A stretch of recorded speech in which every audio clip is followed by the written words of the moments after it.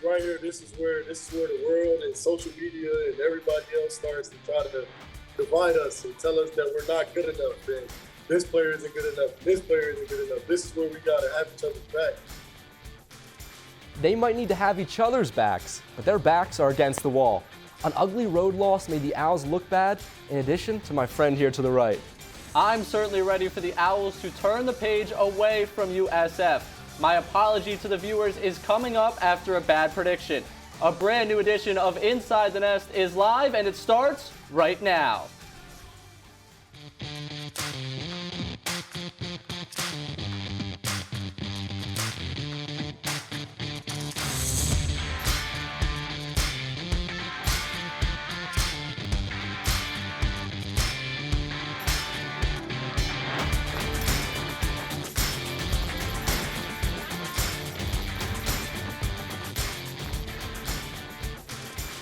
Hello everyone and welcome into a brand new edition of Inside the Nest. He's Ray Dunn and I'm Jackson Neal.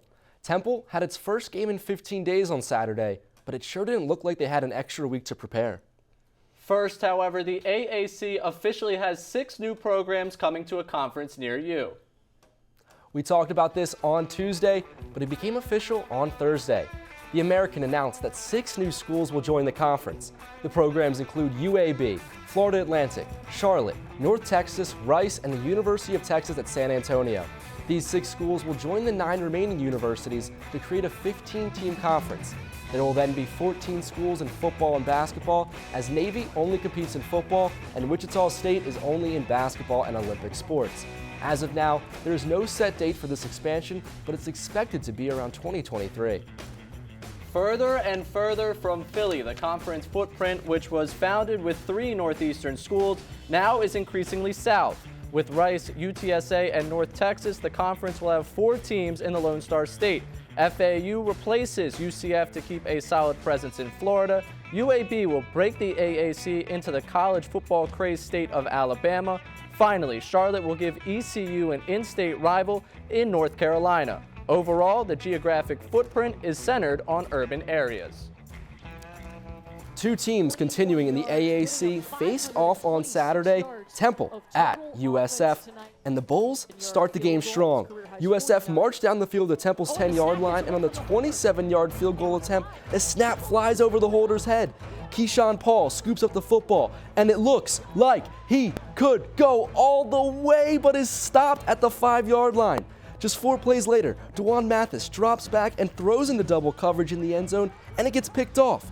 The Owls can't get any points off the big USF turnover. To the second quarter, where Jared Mangum caps off a 19-play, 80-yard drive with a 1-yard score. Temple down 7-0 early. Sound familiar? But that's just the beginning.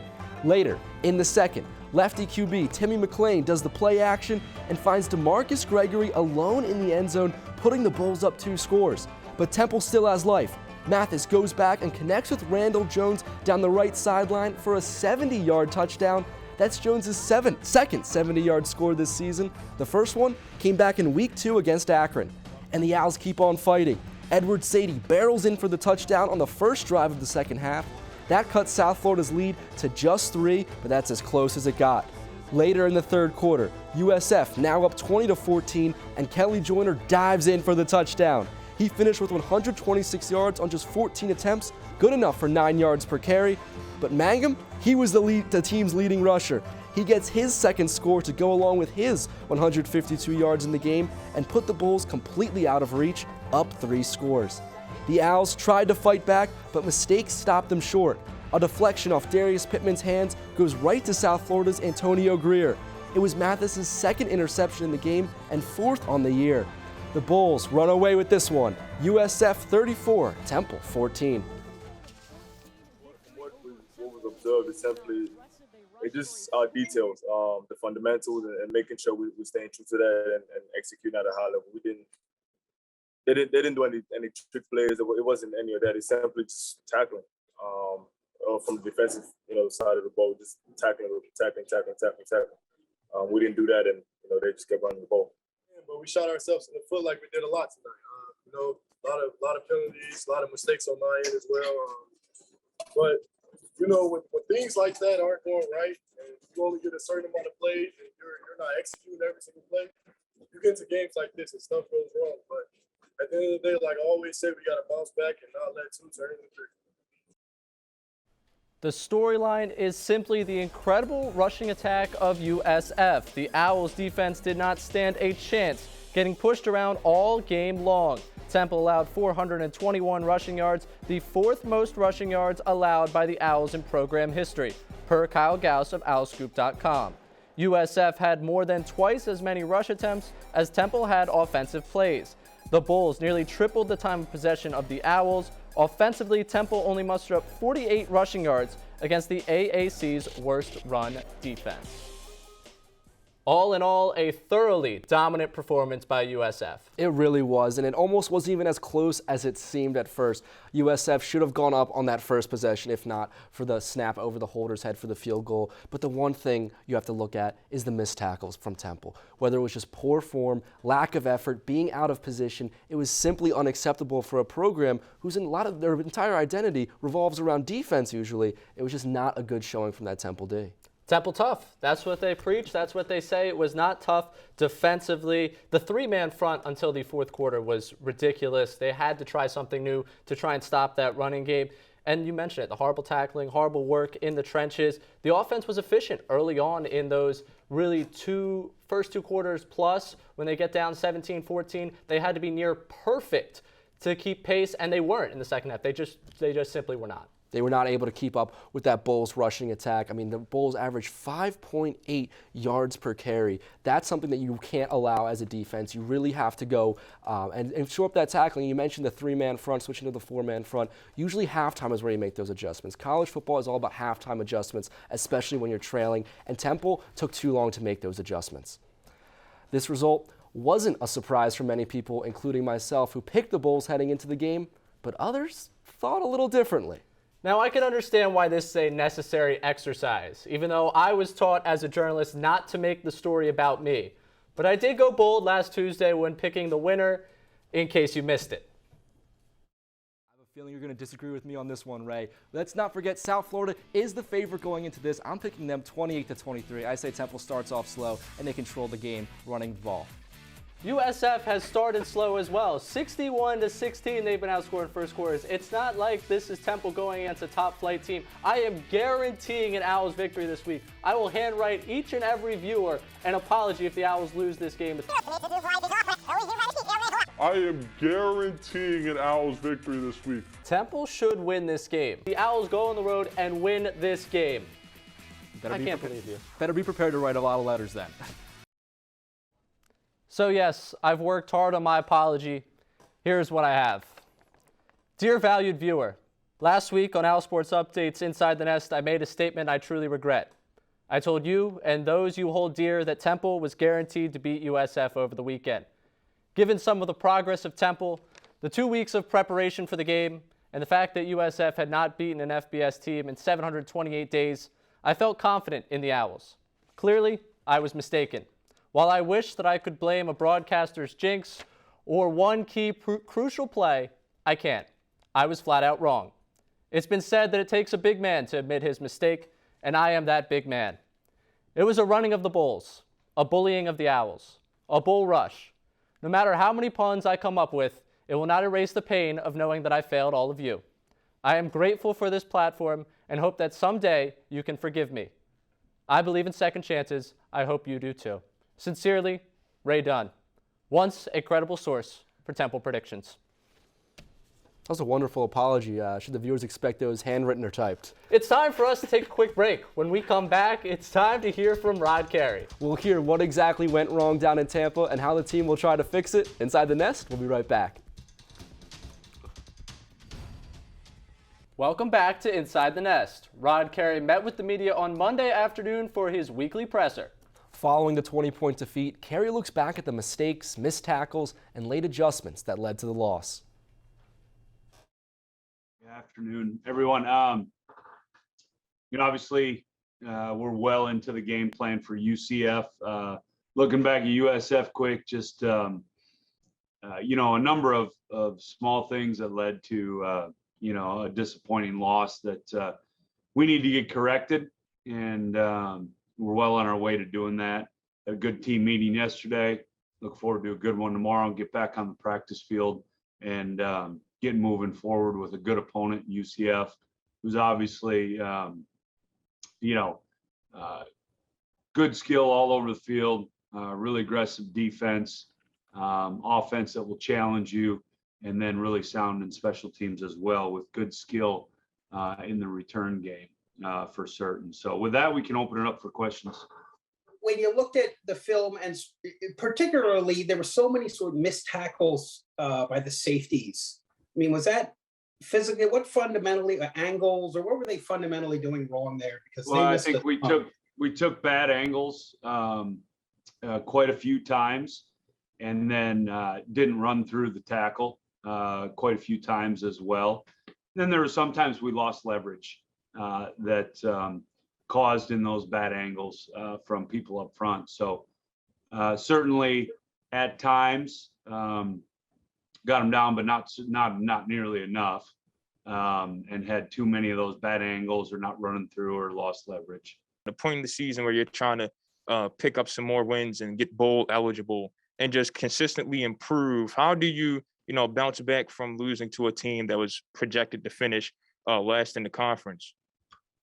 Your question is, how do you bounce back from the loss on Saturday? Yeah. So the same way that we bounce back from every loss. I mean, you get back to work and correct the things that are correctable and, do this thing together.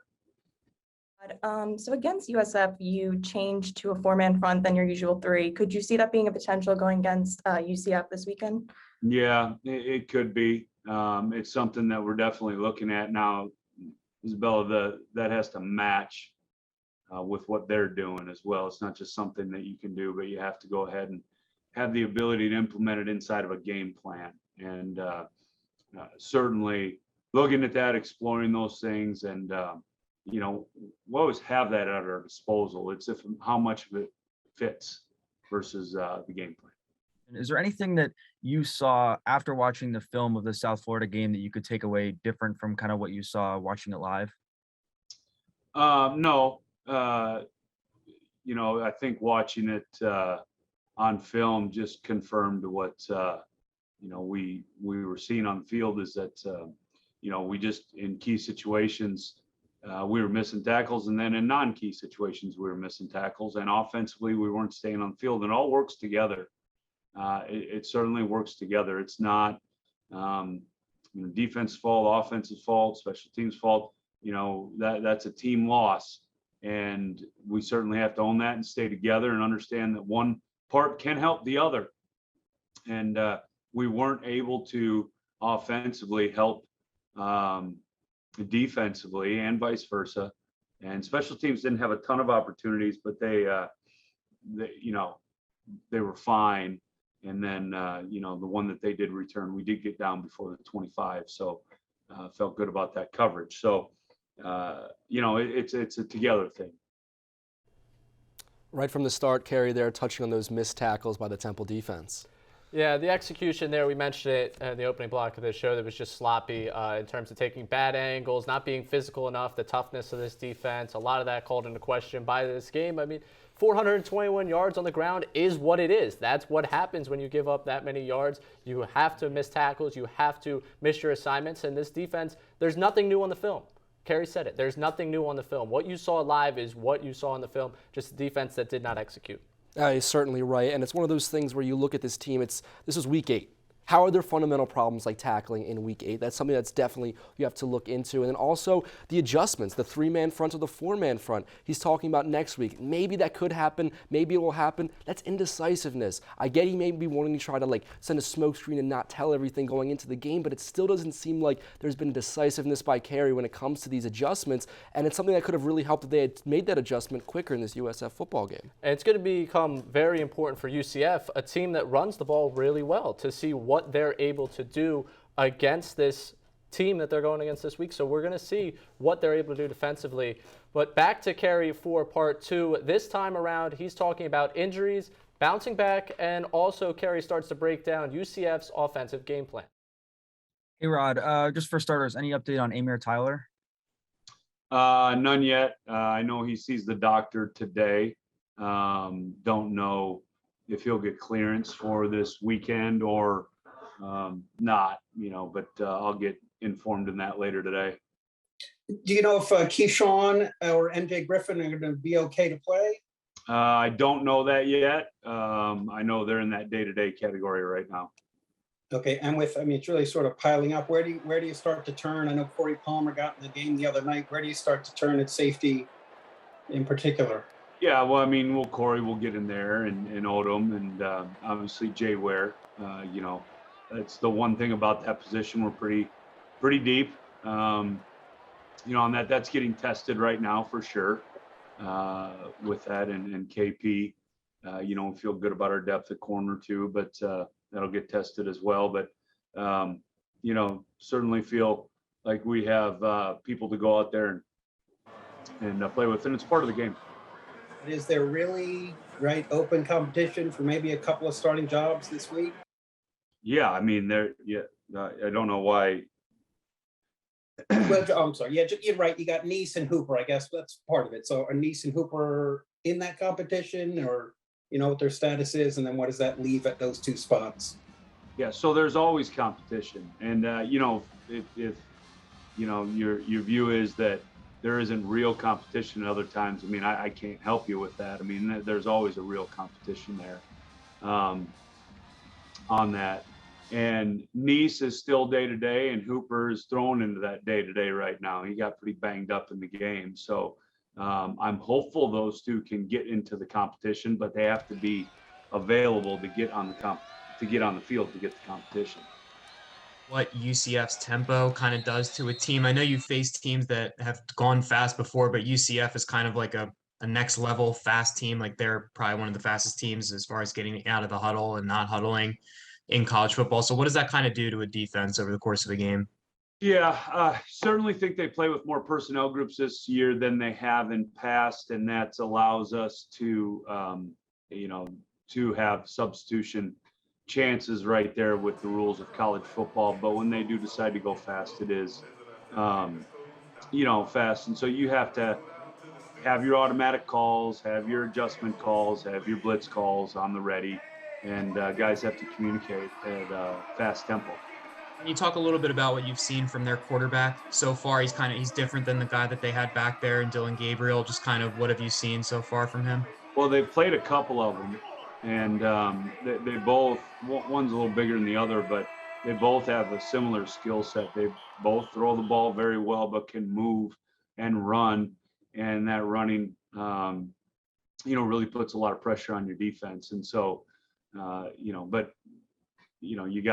you gotta account for it, but you certainly have to stop both aspects of the run game, tailback and quarterback. As far as UCF, I feel like when you look at them, they are so similar in a sense right now to what USF does, right? They got this big power back, they got the speed back, the quarterback, they use two, right? They run in. Is it almost going to be like, hey guys, on the defense, this is going to be kind of another chance to fix what you just didn't get done? I certainly think that there are some similarities, there that apply to us, not necessarily UCF to USF, but certainly some similarities that apply to us as far as we get a chance to fix it, because we just put it on film that for the last couple of weeks that people can run it on us, and we have to get that stopped so that we can get off the field. Yeah, and Jim too, right? So he's one of these freshmen who's on that. If he plays, he's not gonna be able to redshirt, right? Maybe one more game. So are you still weighing that kind of thing, or do you gotta? Yeah, we take that into account for each individual person on where it is, what the team needs, and it's not just an individual thing; it's also a team thing. What does the team need? What is the individual best for them? And we take that into account and really start out thinking you're going to play, and then we adjust from there. Has that changed at all with the portal? Is it a little more likely now that a true freshman, you're not going to redshirt it? Again, it's by individual, and team needs and individual needs and what's good for the individual as it relates to the team going forward, and also what the team needs right now. I don't know that the portal necessarily plays into those decisions. The portal is the portal. One of the more interesting things coming out of that portion of the press conference, the USF to UCF comparison in what they try to do offensively. Yeah, it certainly was an interesting comparison. I mean, you look at UCF, they have a great running back themselves with Isaiah Bowser, over 400 yards this season, 6 touchdowns, 4.5 yards per carry. Keeping him at bay will certainly be tough for this Temple defense after the performance they had last week against South Florida. But another thing you want to touch on is looking at those injuries, specifically to players like MJ Griffin, Keyshawn Paul. This Owls secondary is losing a lot of people, and that's going to be tougher when they're going up against an offense that's as fast as UCF. That's going to challenge the depth for Temple. Absolutely, and some of that depth, some of the players you're going to see, Alex Odom, Jalen Ware, Corey Palmer, that safety position, there's a lot of depth there. There's a lot that they can like there, but there is a little bit of an experience gap, especially without Amir Tyler in there, and MJ Griffin was having a really good season. In terms of the cornerback depth, too, you're going to see Freddie Johnson, Ty Mason, both guys this program really believes in, but are not to the level that we've seen of Keyshawn Paul and Cameron Ruiz so far. And on the offensive line, too, there's just injuries everywhere, injuries galore as they continue to try and push through this later portion of the schedule. That's all the time that we have for Rod Carey's presser. It's time for us to take our second break of the show. Yes, we've had enough of South Florida. We now, just like Carey, start to turn our attention to Central Florida. Are the Owls in for a repeat performance this weekend? We'll answer that after this break. Temple is looking to break a really poor stretch against UCF, winless against the Knights since Matt Rule was the Owls head coach. But it's not going to be easy. Central Florida has won 2 of its past 3 and has one of the most explosive offenses in the American. When we look at the keys, it's much the same for both teams. For the Knights to keep to their winning ways against Temple, the key is easy. Run the football. Their fellow Floridians handed out the blueprint to knock off Temple over the weekend. UCF is averaging 5.5 yards per carry, the 12th best mark in the country. After Saturday's debacle, Temple is now the 8th worst rushing defense in the country. The last time that UCF came to town, they rushed for 385 yards and a blowout win. Isaiah Bowser is the man to watch in the backfield. He runs tough and is a big back at 6'1", 225 pounds. For Temple, if it wants to get back to 500, the game plan needs to be simple. It's the same of UCF. Temple also needs to run the football. The Golden Knights have a bottom 5 rush defense in the conference, so the Owls can run on them. Establishing the run will also give Temple more time of possession, which keeps the ball out of the hands of Central Florida's explosive playmakers. The Cherry and White have not been able to start fast in any game this season, but if they can piece together a long, time-consuming touchdown drive in the first quarter, then maybe they can control the rest of the game. This is a matchup that has not been favorable for the Owls. In Temple's current 4-game losing streak against UCF, the Owls have been outscored by 105 points. They have lost by an average of 26 points and allowed an average of 512 yards per game in this losing streak.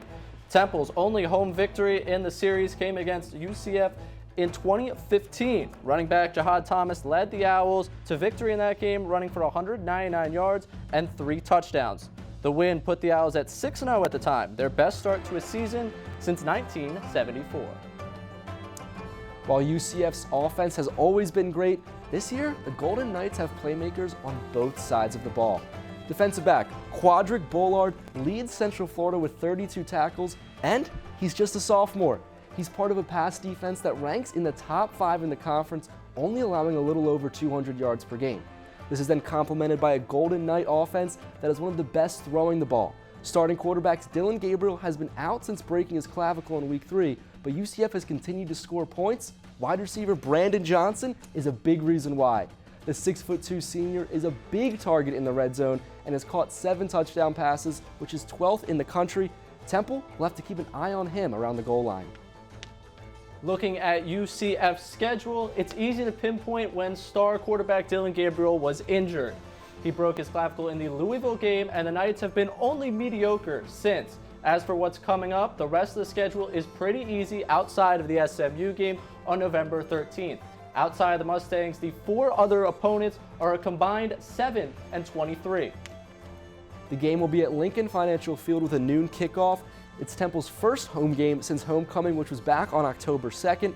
The game will be streamed live on ESPN+, and if you can't watch online, you can follow along at Al Sports Update on Twitter, where we'll be posting updates all afternoon. If and when you do watch the game, there are all sorts of important people involved with Temple football who you won't see roaming the sidelines. We go live to Edberg Olson Hall, where Inside the Nest reporter Emily Cochran has more. Hi, Emily.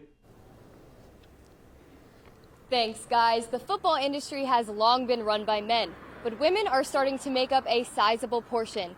It's actually more sizable than some might think. Specifically at Temple, there are 4 women who hold very important roles within the program. A man's world is what the football industry has long been considered. Although the industry is still primarily male-dominated, 4 women within the Temple football program are challenging that standard. We're here, we're coming. Nadia Harvin, Kira Miller, Paige Shinberg, and Katie Joyner are the 4 women who put the puzzle pieces together for not just the players, but for the entire program. We all have very different stories, we all have different paths, and I think when we work together, it's really good. Each of these women have significantly different roles working at the football complex. Harvin is the executive assistant to head coach Rod Carey and has been in her role for 18 years, working closely to all of Temple's coaches since Bruce Arians was here at Temple. Miller is the director of player development, and she makes sure these Owls are prepared for life after college. Joyner is the director of on-campus recruitment, coordinating all prospect visits. And Shinberg is the head equipment manager, a position held by only 3 other women within the entire football bowl subdivision level. Paige is another person here in the building who takes great care of all of us. Some of her responsibilities include issuing gear, fitting equipment, and education. Although each of their roles are different, all 4 of them have a very similar mission, making a difference in these players' lives. Being genuine, caring for them, wanting the best for them, then the rest of it will come. They kind of keep me young, so I try to be there if they need somebody to talk to, but also being there to give them a hug if you need it as well. Encouraging women to work in the football industry is another mission for each of them. I really do think it's my mission to make sure that we're promoting women in these roles. Being a woman in this industry is more than just knowing about the game of football. These 4 women work full-time here at Edberg Olson Hall, dedicating long hours to the program. 38% of the NFL's workforce is made up of women, and this year, a total of 12 women serve as NFL coaches. We're showing that we can do it. And they will certainly continue to do it, because it's not about their gender. It's about their talent, hard work, and genuine connections with the athletes, coaches, and the entire Temple football family. And they are here to stay.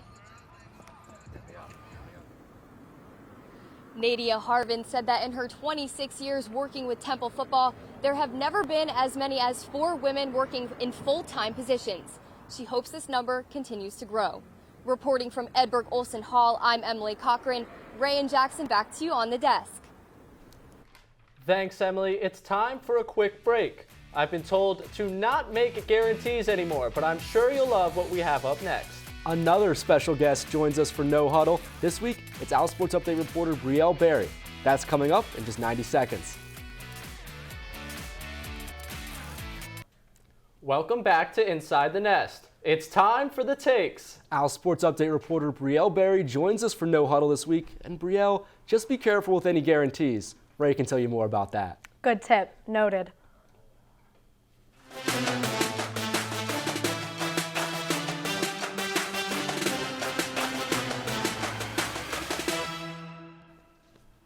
All right, question number 1. Which new team will be the most impactful once it joins the AAC? All right, guys, I'm going to have to go with the University of Texas at San Antonio. I mean, we're talking about a football team that's only been around for 11 years. And in these past 11 years, they have made 2 bowl games, which is pretty impressive if you ask me. And they are currently sitting at 23 in college football's rankings. And they will have a pretty good in-state rivalry with SMU. Brielle, I hate to break it to you. You agree with me. That's a bad thing apparently during this segment. But UTSA, the Roadrunners knocked off Illinois and Memphis this season. They smacked Rice and Louisiana Tech so far this month. And they have just been a really, really good program. The head coach, Jeff Traylor, was the Big 12 Recruiter of the Year while at Texas. I think this program has the legs to be something really special in this conference. All right, it wouldn't be No Huddle without a little disagreement, so I'm going to go a little different and pick UAB, the University of Alabama, Birmingham. This is a program right now that is committing to college football. They have a brand new $200 million stadium that just opened this year. They've won 2 of the past 3 conference championships. They went to bowl games from 2017 to 2019. Oh, and they're located in Alabama. That's one of the biggest college football hotbeds there is in the country. Yes, there are 2 national powers in the same state, but if they can just recruit the leftovers from Bama and Auburn, that's a top 25 college football team. The leftovers, they might get some good players now in the AAC. There's a lot of good talent there in Alabama. I really like your pick. And back to the UTSA pick, they're confident. They've got games against Houston, Texas, and Tennessee scheduled over the next 2 years. I think there's no way to go wrong with our answers so far, but the big question now comes to the AAC's strength as a conference. Is it stronger now in 2021 compared to what we will see after realignment in 2023? I'm going to have to say the AAC is currently stronger in 2021 because you have a team like Cincy, who currently sits at number 2 in college football rankings. So losing them would hurt any football conference. Also, these new additions to the AAC, I don't think any of those schools will be a top 5 team when 2023 comes around.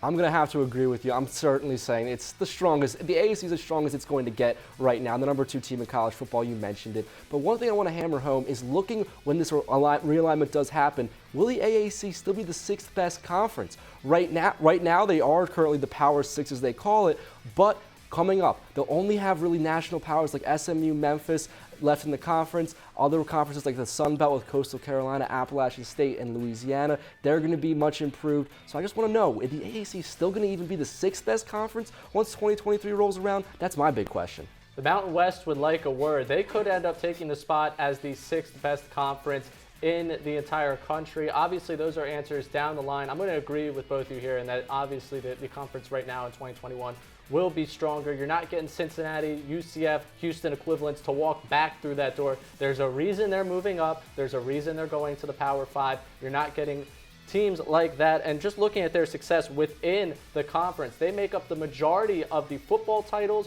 over the last decade in this conference and the majority of titles across sports.